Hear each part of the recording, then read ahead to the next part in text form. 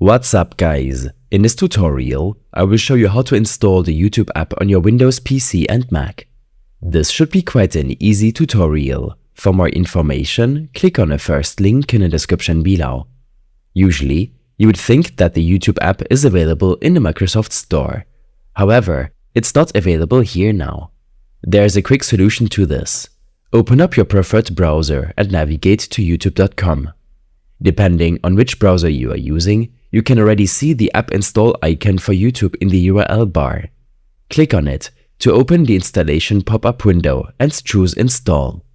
For Chrome, navigate to the three dots in the upper right corner of your screen and click to open a drop-down menu. Find the Install YouTube option and select to open the installation pop-up window. Click Install, and the YouTube app will be available on your desktop in less than a minute. For Mac users, open up your Safari browser and head over to youtube.com. Select the File tab in your screen's upper left corner and find the Add to Dock option. Click to open it, and then label the web address YouTube. The YouTube app will now be installed on your Launchpad, and you can directly open it with just one click.